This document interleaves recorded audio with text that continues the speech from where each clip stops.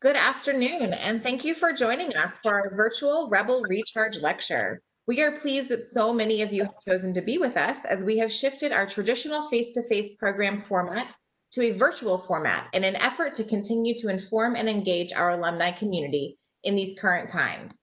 My name is Gabrielle Engel, Vice President of the UNLV Alumni Association, and it is my honor to personally welcome each of you here today. I would also like to give special recognition and welcome to Stacy Purcell, President of the UNLV Alumni Association, and Blake Douglas, Interim Associate Vice President for Alumni Engagement and Interim Executive Director of the UNLV Alumni Association. Additionally, I would like to thank Renee Rivera-Gelfi, Coordinator for Programs and Events, for producing today's virtual lecture. Our next virtual Rebel Recharge is scheduled for Friday, November 13th. The topic is Your Inner Life, How to Learn About It, presented by UNLV's Interim Executive Vice President and Provost, Dr. Chris Heavey.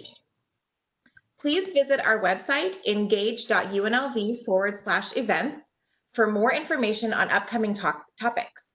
Our goal is to continue to grow this program and create opportunities to engage with our alumni, faculty, staff, students, and community members. Now, it is my pleasure to introduce our speaker for today's program, Su Kim Chung, Head of Special Collections Public Services, University Libraries. Chung has been immersed in the history of Las Vegas since she began work in the UNLV Library's Special Collections Division in 1999.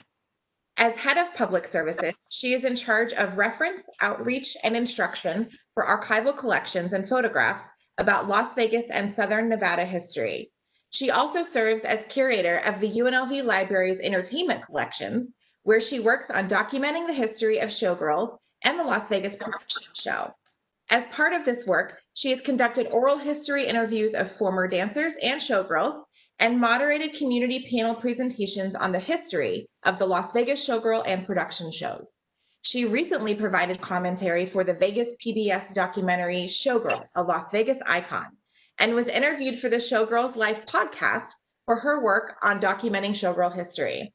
Chung is the author of the popular photo book Las Vegas Then and now in its third edition. We are thrilled to have Su Kim Chung with us today to share her research and perspectives for the history and legacy of the Las Vegas Showgirl. Please join me in welcoming Su Kim Chung and special guest, Nancy Hardy.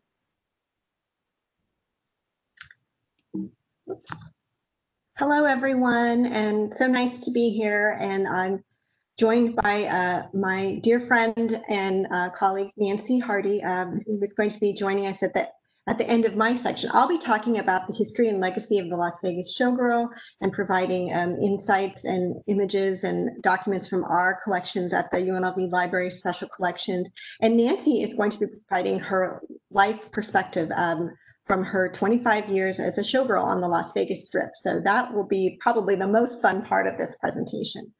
But let's get started. And so just so you know, this is actually as much a history of the production show, which actually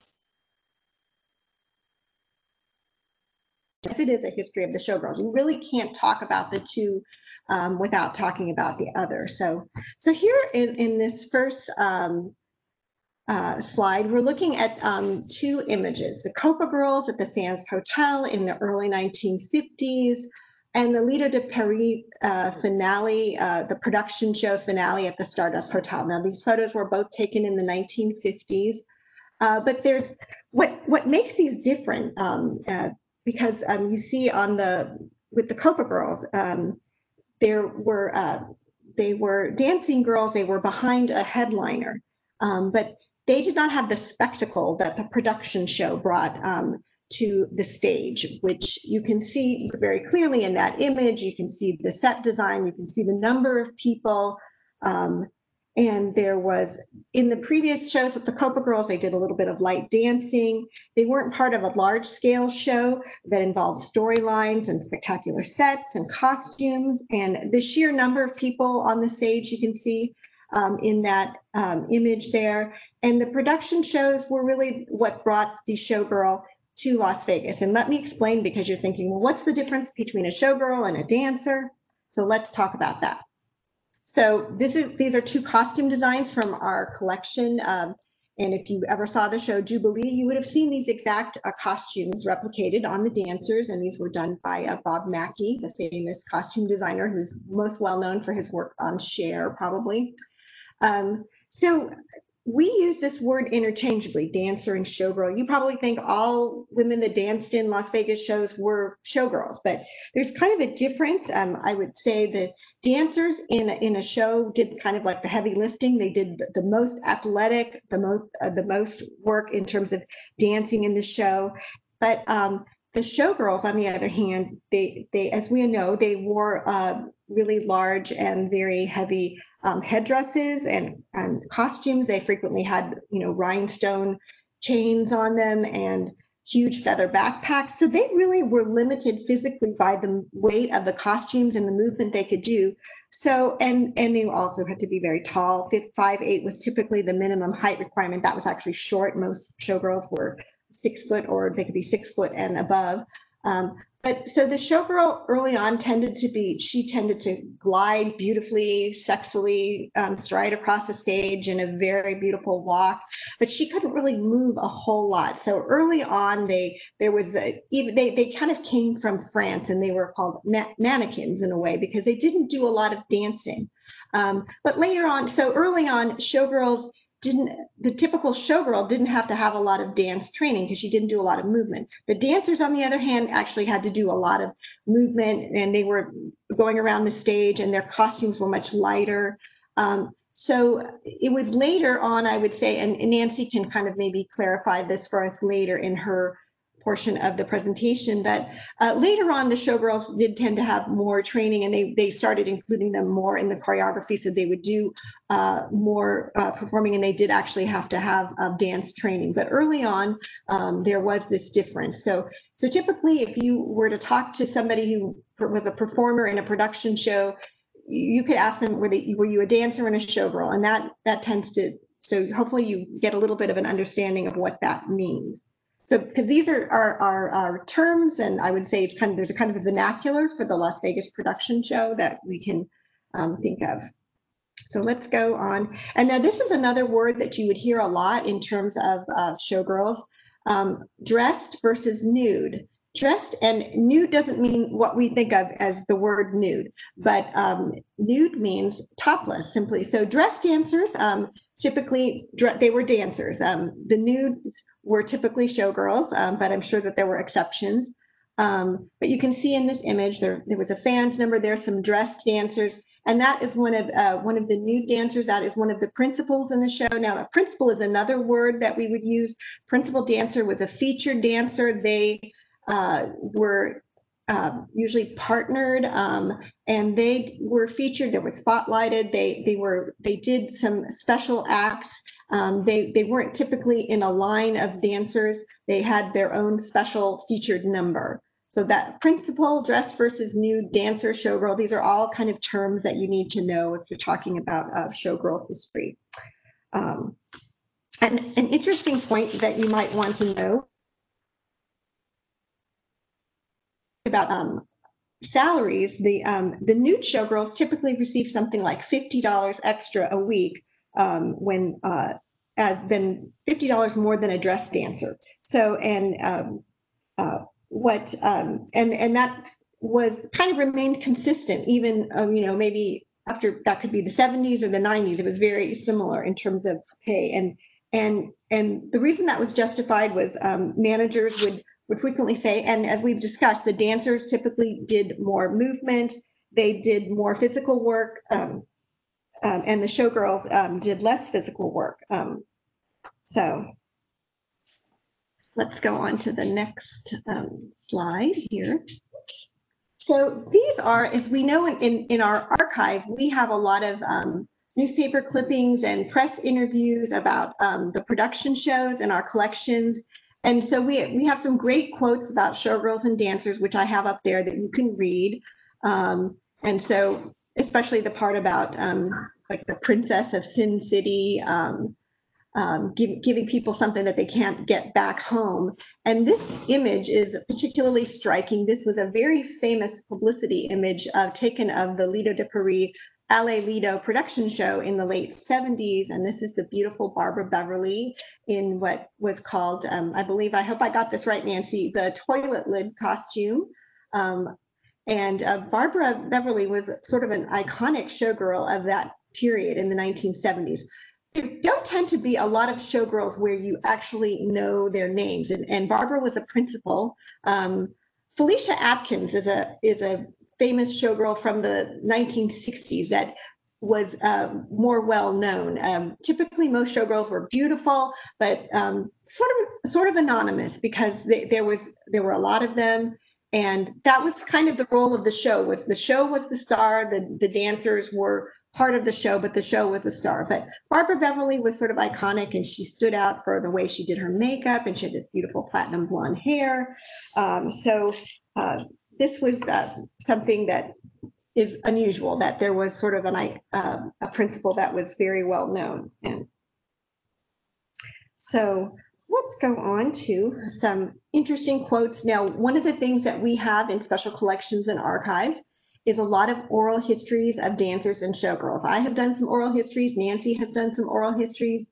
And what they really do is help us get to the insights into the lives of showgirls. And we tend to think they're beautiful and mysterious. Well, I still do, and they still are, but you get to hear the inside scoop of what it was like to be a showgirl. And frequently, as you can see from some of these quotes, it really wasn't the most glamorous life in the world, because we have, in a normal work week, those of us, we typically work Monday through Friday and have weekends off. A lot of showgirls in the early days had no days off. They might work 6 to 7 days a week. They could be working 2 shows a night. For sure, they would work 2 shows a night. And early on, they tended to work 3 shows a night on Saturday, because that was the show that worked for dancers. And they were, for people that performed on the Strip, they would get to see that late show on Saturdays to after their own shows had closed for the night. So you can see that they didn't have a union in those early days. This was sort of long before the days of corporate ownership of casinos. So they did actually have very strenuous schedules. And even beyond that, from a labor perspective, the quote here about how hard it is to keep a smile on your face when you're doing the same routine and hearing the same songs for the 2000th time. So this might lead us into a question we would love to ask Nancy, how she managed to keep a smile on her face over the many years of performing. And you can see in that last quote there about dancers versus showgirls, in that there was definitely, in those early days, a distinction between the two, and where dancers early on were very particular about that they were trained. They had ballet training, dance, tap, jazz training, and they felt that they were, they were a step above a showgirl in some ways. But let's here. So let's, and I just wanted to mention something else about the showgirls having to work night after night. Swing dancers, before shows had a dark night, and swing dancers were added to the cast, and they would actually have to learn the parts of all the dancers in the show. So a dancer could have the night off.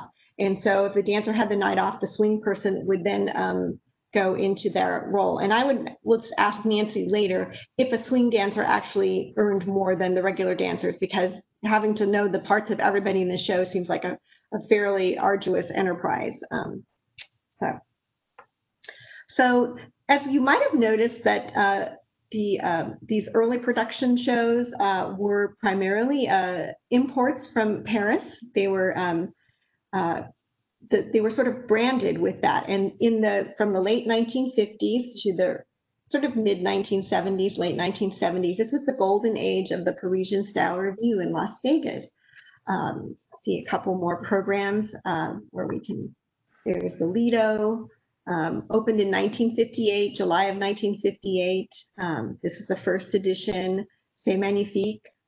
And this is the Folies Bergere, which opened in 1959 at the Tropicana.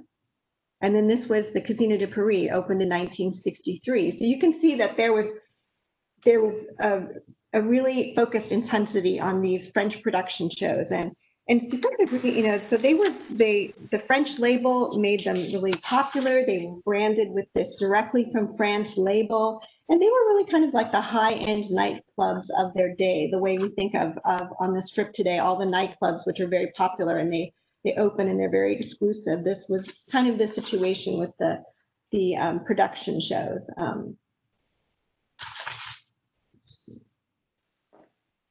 So here are some additional programs from our collection at the archives. And you can see there was a show there called Vive les Girls.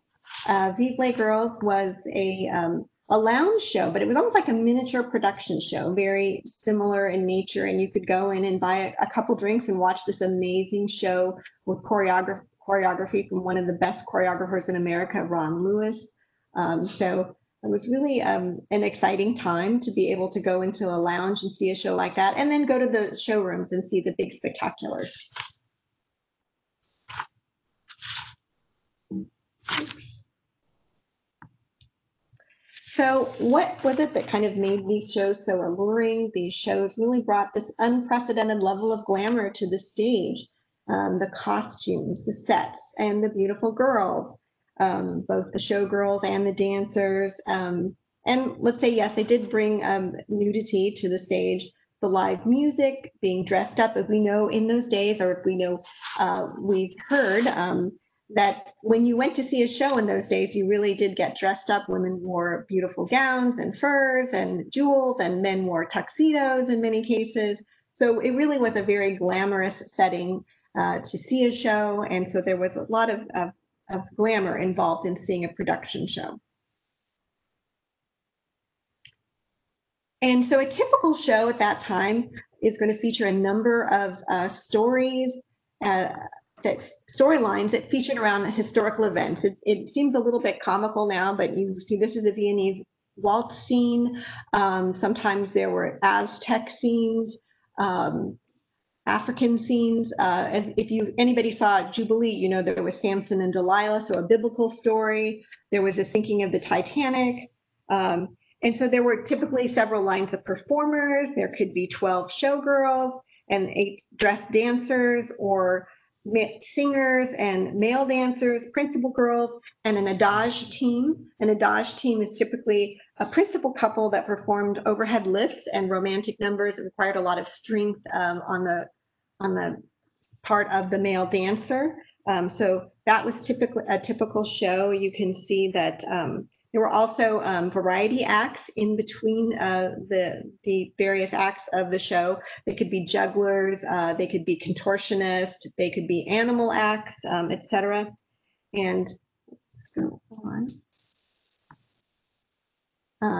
And in some cases, there were like very famous dance numbers that had specific. This is a famous can-can number in the Folies Bergere, which was brought over from Paris. I mean, that was a very famous number in Paris that they brought over. Of course, they were going to include it in the American version of the Folies Bergere.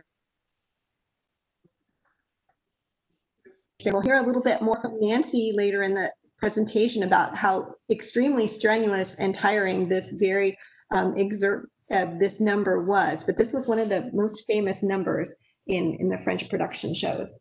And so keeping in mind, you can see how large the stage is in that case. And you saw it in this previous case, it's also very large. And some of the other showrooms, like for Hallelujah Hollywood, and of course, if you've seen Jubilee, you saw what a big stage that was. So you can kind of understand the showgirls, why they were needed and why the costumes were the size they were, the headdresses were the size they were, to cover the stage and create the sense of spectacle for the stage. So you can see spectacular costumes also, obviously, as we discussed, a big part of making the production show what it was, and something we began to associate with showgirls. These are starburst headdresses that were designed by Jerry Jackson, and we'll talk about Jerry in a few minutes. Jerry specifically designed, knowing that the girls would have to walk down the stairs like that with balancing those on their heads. I think they were made out of aluminum so that they were much lighter. The construction was much lighter. And Nancy will again talk about what it was like to wear 30 pounds on your head, walking down a staircase unaided and not looking at your feet. So.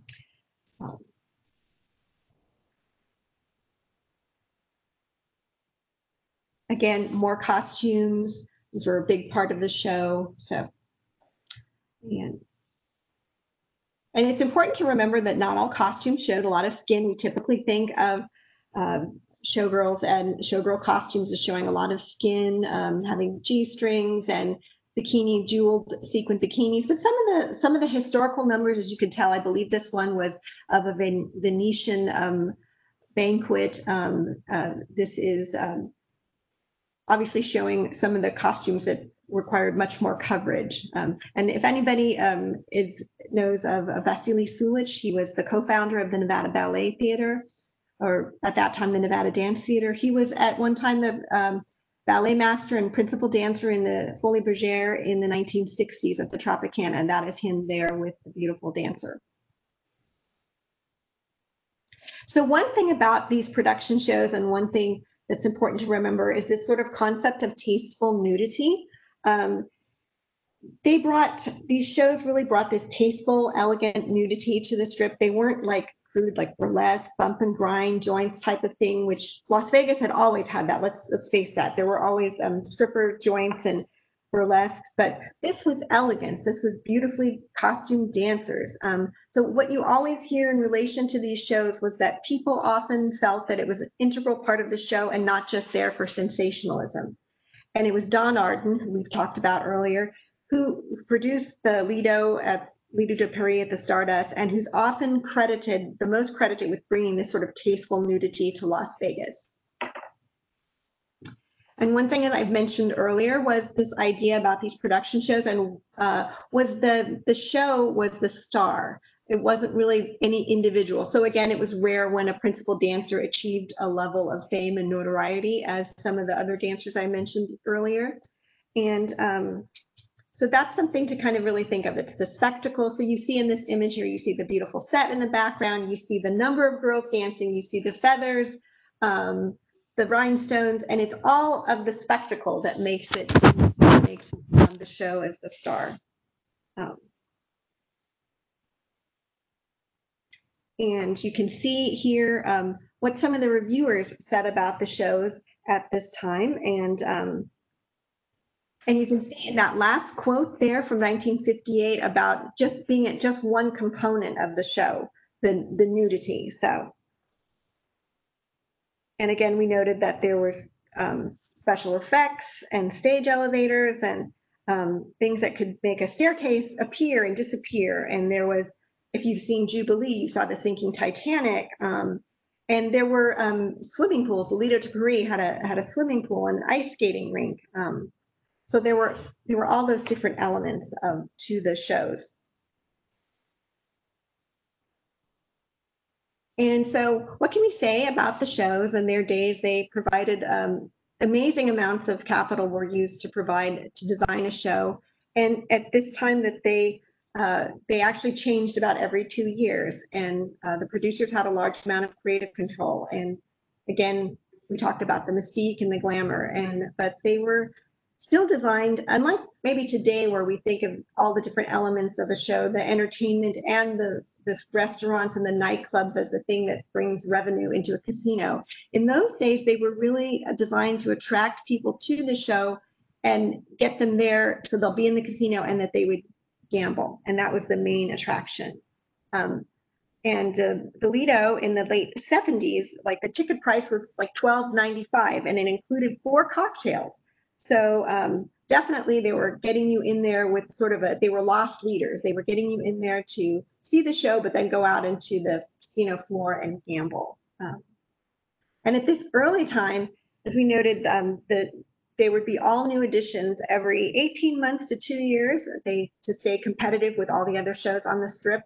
But later on, as corporate Las Vegas casinos were taken over by more corporate interest, they didn't put the same amount of money into the shows. So sometimes they would end up running as we know from the last edition of Alley Lido at the Stardust, it ran for something like 14 years. And of course, Jubilee, we know, ran for about 35 years. So that would have been, to Don Arden, who created the show, would have been fairly, he would have been fairly flabbergasted to know that his show was going to last that long, because they really weren't designed to last that long. They were designed to turn over and have new, fresh design and costumes every 2 years. So the legacy of the production show, of course, number one to me is that it brought the showgirl and made her an integral part of Las Vegas entertainment history, but provided stable, if you look at it from a labor standpoint, it provided stable employment for hundreds of dancers, women and men, and it brought brought immigrants from all over the world to Las Vegas, from England, Australia, France, different dancers, and who later stayed even after they stopped dancing, or who returned at the end of their dancing careers. But a lot of them stayed. They got married. They took on other employment, and it really is the production show is a really unique form of cabaret that is regarded as classic by many of us. So it really did bring a different style of entertainment other than the sort of chorus lines behind the headliners, which had been the typical type of entertainment. So what kind of caused the demise of the production show? Well, there's probably lots of things, taste changed. We know that some of the shows, again, as I mentioned, Jubilee, it stayed there for 35 years, and maybe it was only designed to be there for 2 years. And so taste changed. The show maybe became people didn't look at it to be as novel anymore after 35 years. So they tried to update things. They updated Jubilee. I think it was around 2014, which did not really work out very well. And so the show sort of starting with the Lido de Paris in 1991. That ended, starting Casino de Paris ended in the early 80s.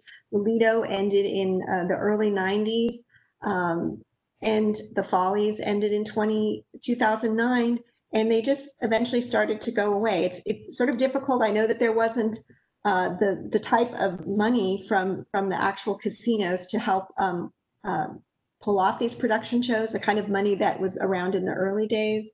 The revamp didn't really work as well. And so we know that tastes have changed, and we know what has replaced it. And obviously, we know there is no live entertainment at the moment, but we know that these are some of the Cirque has definitely replaced it. And abstract storylines with gymnasts and acrobats.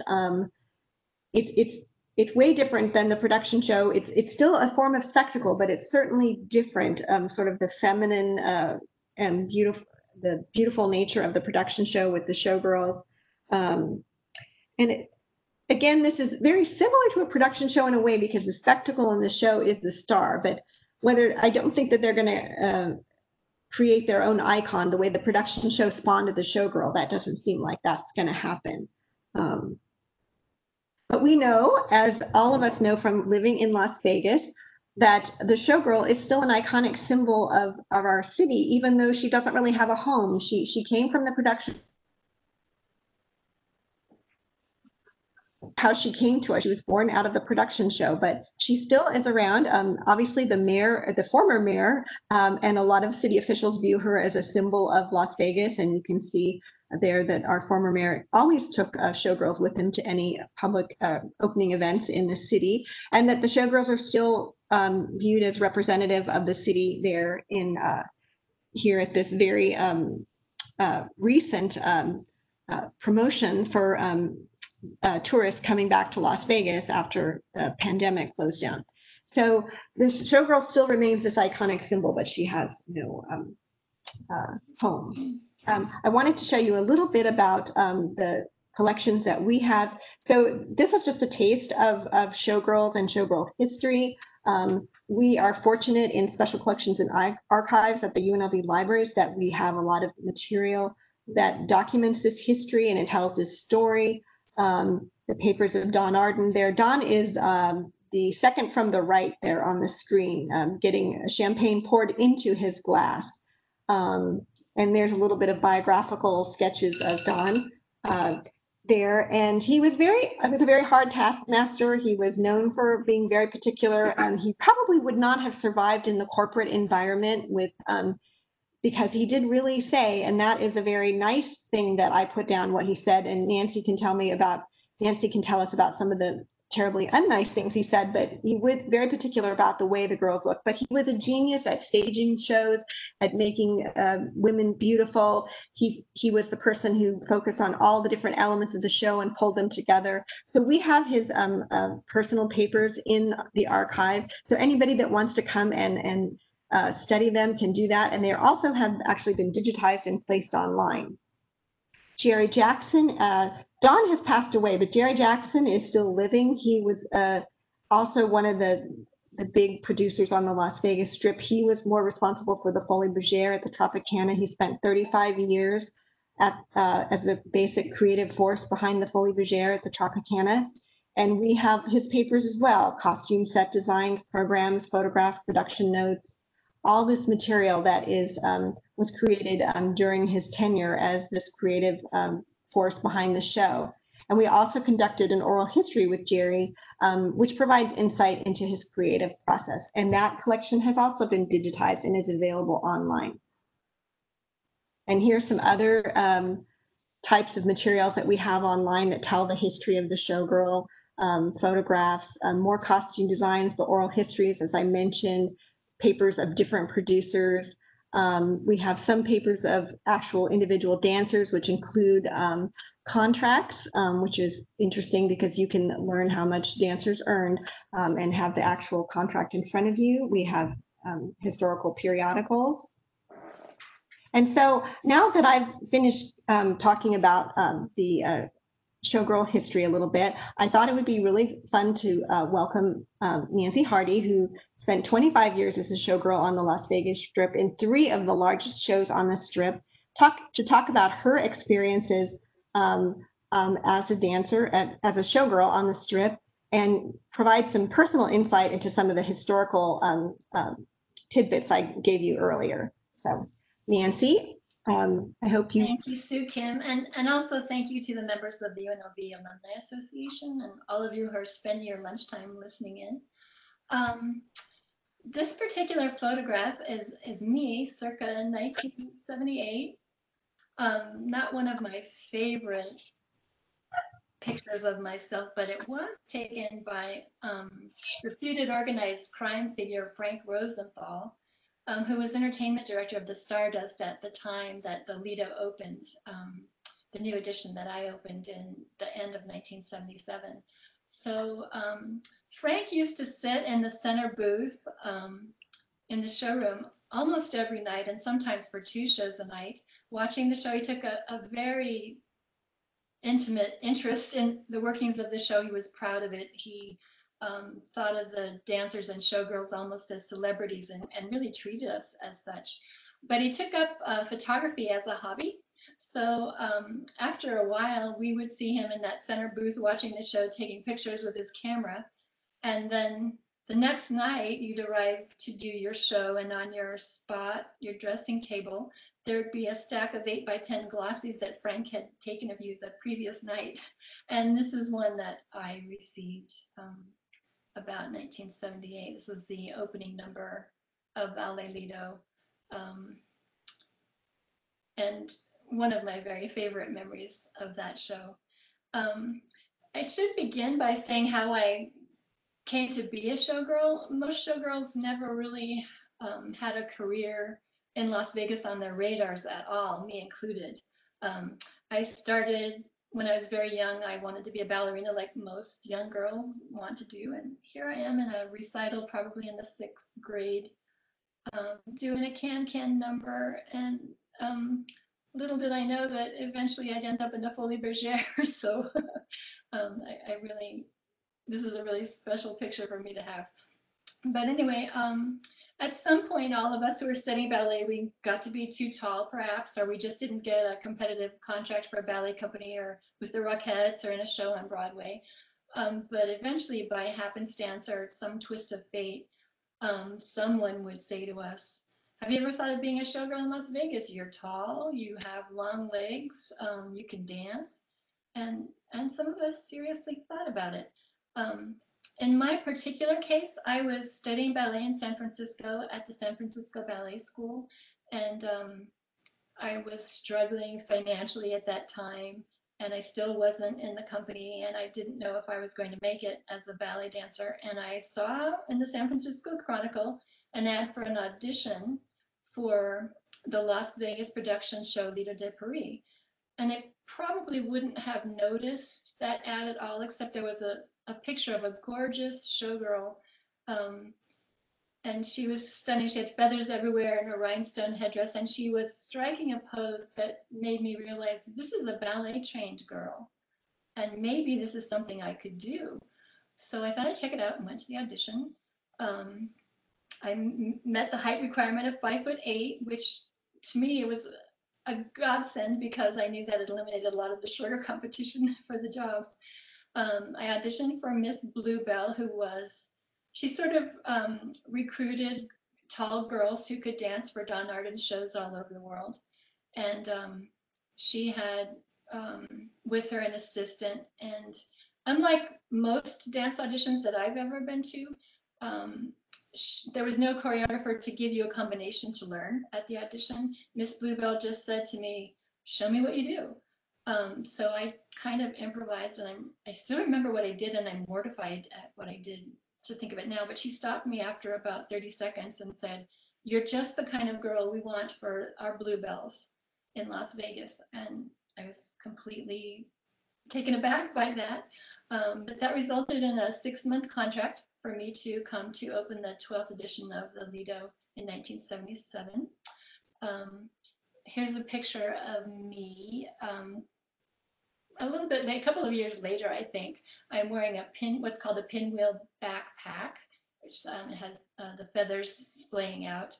And you can see I'm adjusting my chin strap. All of these big hats that we wore in the shows were held on by an elastic strap that hooked on one side of the hat, and the elastic was covered with makeup, so you really could not see it. You could be 2 feet from a performer and never realize there's a chin strap there, but that's what kept everything intact.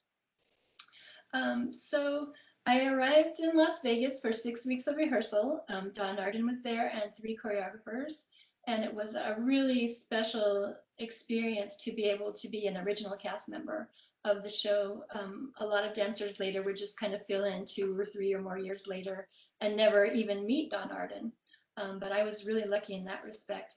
And also, all of our costumes were custom made for us in Paris during those 6 weeks that we were rehearsing the show. And they arrived in big packing crates. I still have the label that was on one of the big plywood crates. You can see that. I kept a label, a shipping label, because I knew it would be special to me at some point later in my life. The costumes arrived, and we had been measured by a tailor. Even our feet were measured. We had to trace our feet on a piece of paper, and that was sent to Paris, where they custom made our high-heeled shoes for us. I still have one of those, and I don't know if you'll be able to see this very well. This is a 42-year-old shoe. It's a little crispy. This was originally silver, and I wore it in that opening number that you saw in the picture that Frank Rosenthal took. But they made these shoes last forever. If you had a hole in the side of the shoe, they'd put on a patch.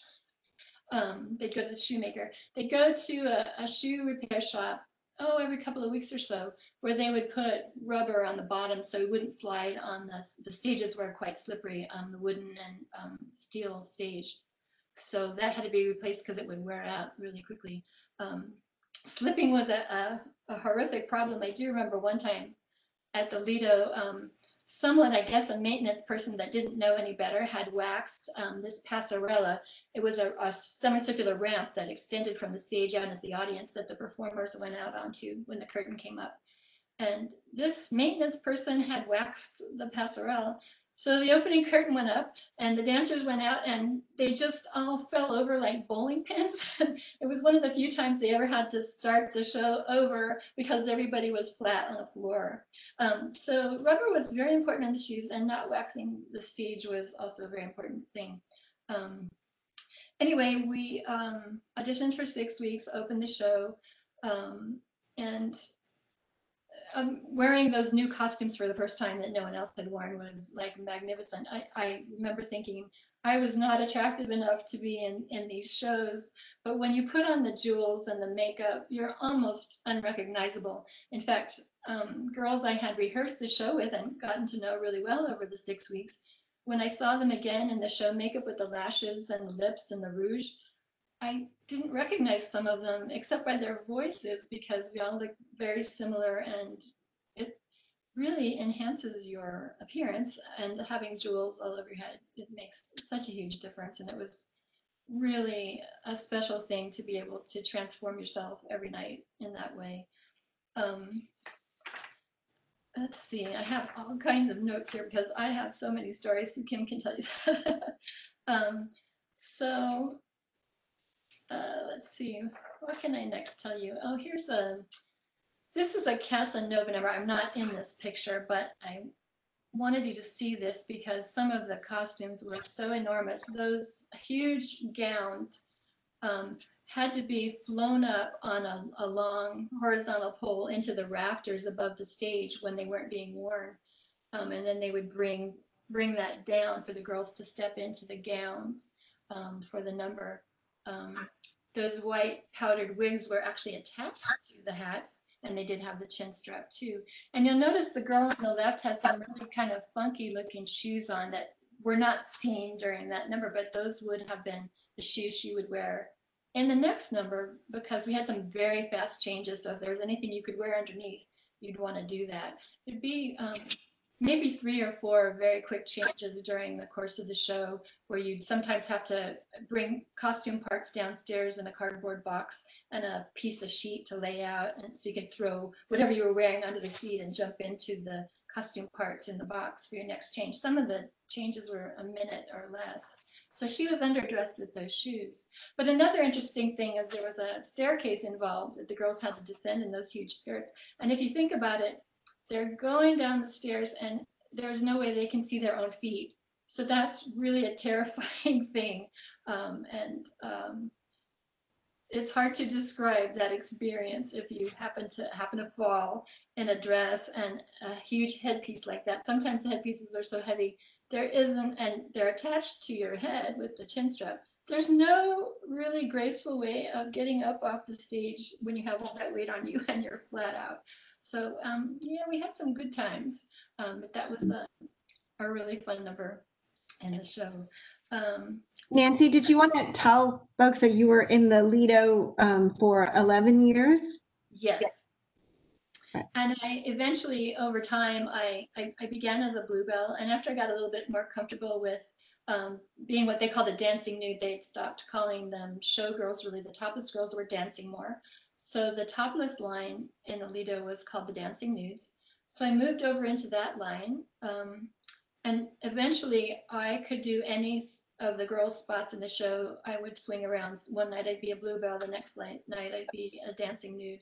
I knew everyone's spot in the show by heart by the time that I left. And it helped, you talked about how it's hard to smile after you've done a show 2,000 times, but swinging really helped because it kept your mind busy thinking about, oh, where do I go next? Where do I go next? And how do I not crash into somebody? Am I wearing the right color costume?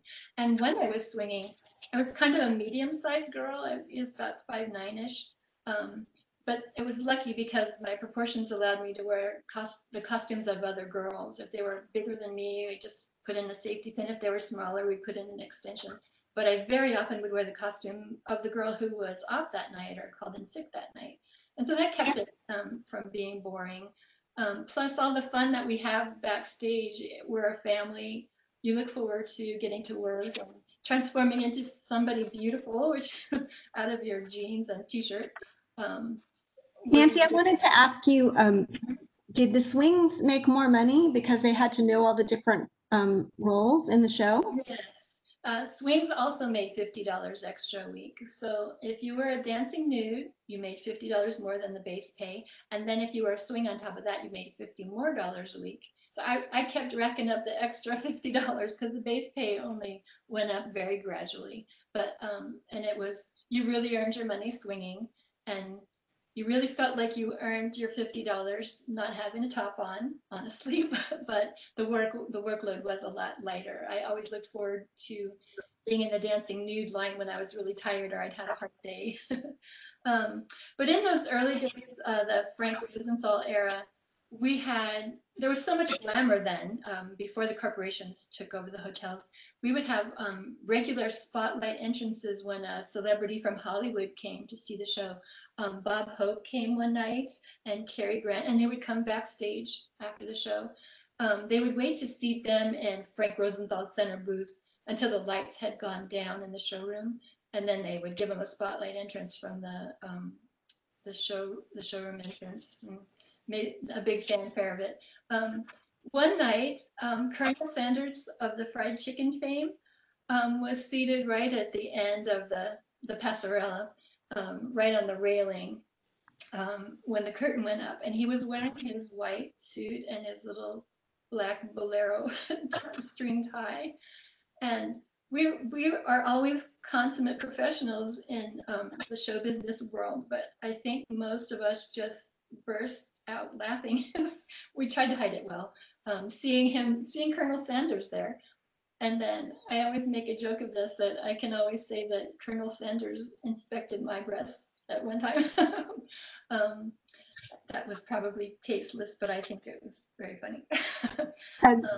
But the show was very tasteful. We often had, we would see priests and nuns in the audience, and they would be smiling like, "Oh, how beautiful!" So that, it had appeal for everyone. It was not overtly sexualized. It was just body beautiful. And I'm a very shy person. I would have never thought that I would dance topless in a Vegas show, but you're so anonymous and you're so covered with jewels and feathers and beautiful costumes. And the audience literally sometimes when you would make an entrance would gasp. And there is no feeling like that. There's nothing now in my current life that makes anyone gasp. So just an amazing memory to keep. And as Su Kim brought up, we very often would go to see other celebrity shows after our last show in the evening. We saw Liza Minnelli and Margaret, and they would have us as their guests. It was a really great time in Las Vegas history, very different than it is now. And I was really grateful to be able to be a part of that. Nancy, you did the 11 years in the Lido, and you went over to the competitor hotel to join the Folies Bergere. I did. And here, this is, we had one image of you in one of the gowns, but then this is my favorite one of you in the can-can costume. And I was just wondering if you could tell us a little bit about what it was like to do the can-can and how tiring it was. And the can-can number, it varied which line you were in. They had acrobats in the show, and the can-can number was really brutal on them. We had a lot of injuries with the acrobats because they were diving off of the railing that you see up above my shoulder. The acrobat girls would stand on that and they would leap off of it in a swan dive into the arms of the boy acrobats. And they would do tumbling runs across the stage. I did the dancers line and the dancing nudes line and the showgirl line during my about 7.5 years at the Follies, so I moved around a lot there as well. The dancer line, I didn't do anything acrobatic because I don't do that. I was never that flexible as a dancer even, but I did do the dancer line, and there the can-can number had 120 slam kicks, kicking as high as you can every night. I counted them, 120 of them, followed by a jump split at the end of the number. And I was sore the entire time, every single day that I did the dancer line in the can-can number at the Follies. I remember when I'd roll over in bed at night, my body hurt so bad I would wake up. So I moved into the dancing nudes line, and I pictured with blurred out stuff in this picture, which was fun also. But the Follies always had the can-can number. It opened with a Parisian themed number and closed with the can-can number. This picture is me from the opening number, which was a life-sized French lace postcard. We posed frozen inside of it till the music began, and then we would run out of the postcard, come to life, and dance the opening number. I could never eat when I did the Follies. I couldn't eat between shows because the skirt that you see that I'm lifting up, it had a waistband that had to be so tight because the skirt weighed 14 pounds, all of those ruffles. And it was so heavy that when you did a turn, the skirt would spin around and knock you off your balance if it moved at all. So it always had to be skin tight, and you could not eat between shows or you would just be miserable doing that number. It was a beautiful, beautiful number. Jerry Jackson was just brilliant in everything he did. He was truly a Renaissance man and the best person to work for. Just charming and thoughtful.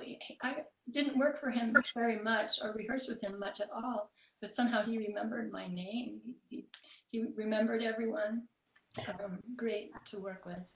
I wanted to mention to the audience that those costumes that you see Nancy in, those were eventually donated to the Nevada State Museum. They have a show costume collection, and some of them are on display.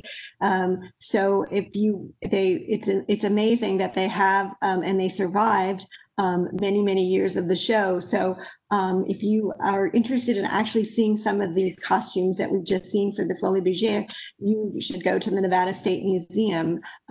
We have the actual papers of Jerry Jackson. We have the actual costume designs for this costume.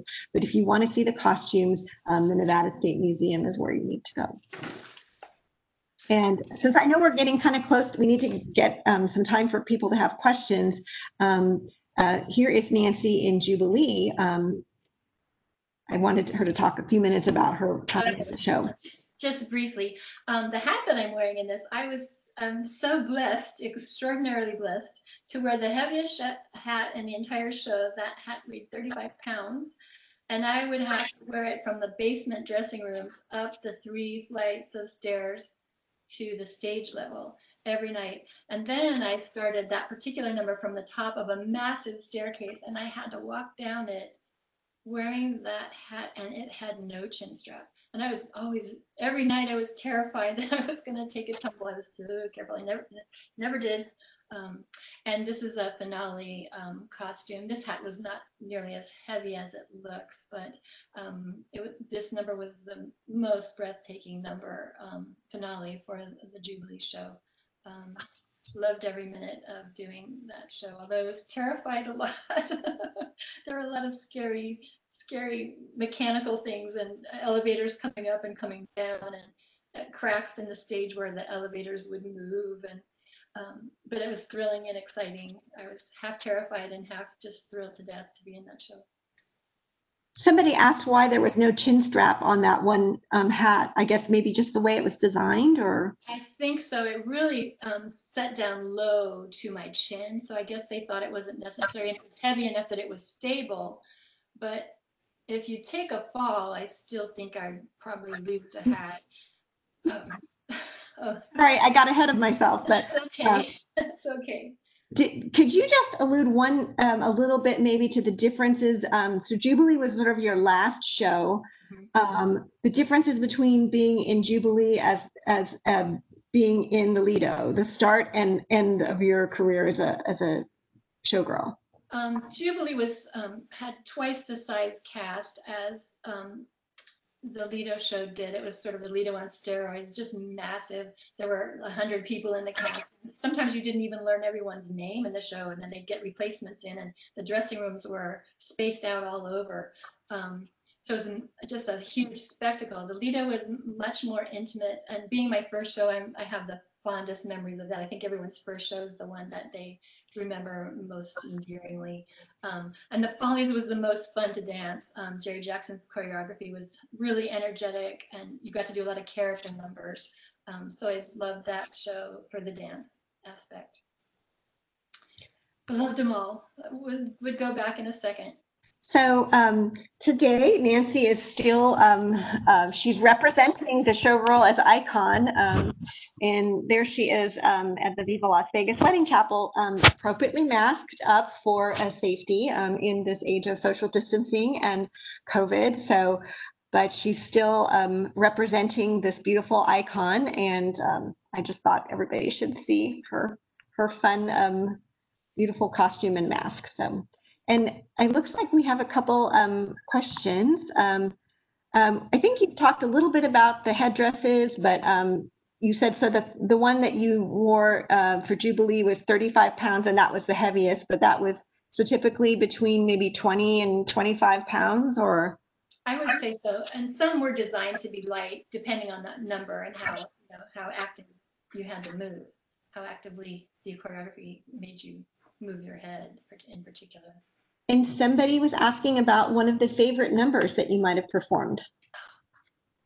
Oh gosh, this sounds funny, but in Jerry Jackson's show, I got to be a supreme with a big black bubble wig and a gold sequin gown, lip syncing to "Ain't No Mountain High Enough." It was not really a dance number, but just to be able to do that, to say I was a supreme. My favorite moment, though, in the Lido show was there was a Venetian number, and there were gondolas that actually went out onto the passerelle. There were mechanical gondolas with girls standing on them posing. And whenever I got to do the spot, which was the first girl to enter from behind the curtain and follow the gondolas around the passerelle, we wore a turquoise three-corner velvet hat, and it had a veil, as a transparent veil attached with lace in jewels over the veil, and we were carrying a lantern on a pole, and the lighting was like moonlight, and the music was just so glorious. And whenever I got to do the spot that was the first girl out, almost always there was a gasp in the audience, and to me that was the best. If I can die now, you had that kind of feeling, because I know in real life I wouldn't have that effect on anyone, but the magic of the shows and the costumes and the makeup and the lights, like nothing else. Can't duplicate that in any way. And I think everyone who's ever done a show, we've all moved on to other careers. There are nurses and lawyers and CPAs. Whenever we speak about our show days, where it's always with a sigh, because you'll never get it back, but it was truly the best time of your life. So somebody's asking, what about the intervals for costume changes? I know you've mentioned they were sometimes very quick. And were any of the times between costume changes extremely challenging or initially unrealistic, and maybe were they later changed? I don't remember them ever having to change one, but I know when the show first opened, we were barely making the costume changes because they seemed impossible, and we just barely got out there. But after like a week or so of doing them, and things become more automatic, and you kind of get a system to laying out your costume pieces, they become second nature, and you can do a really fast change very quickly. And sometimes we were right in the wings. We were, steps away from the stage if they were really fast. So I know we're coming up on 1 o'clock, so I want to thank everybody, and thank you, Nancy, for sharing your stories with us. And this program has been recorded, so you can share it with people. I believe they will have that link for you soon. But if anybody can stay on, we can answer a few more questions, but I know some people may have to leave. So just wanted to let you know. And thank you for attending, and I hope you enjoyed it.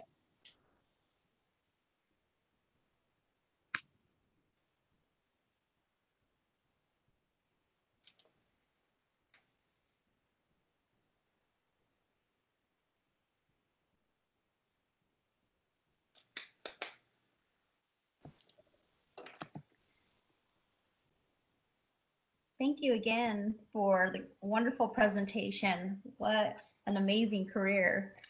The costumes, it's so amazing. I used to be a dancer, so I could only imagine all the experiences that you've had in the past. So thank you again for sharing that with us. Thank you for having me. It's always such a pleasure to kind of reminisce and to talk about my favorite memories, for sure. I'm going to add in this presentation, if anybody is interested in looking at this material digitally, digital.library.unlv.edu, where they can see photographs and costume designs and programs, etc. So.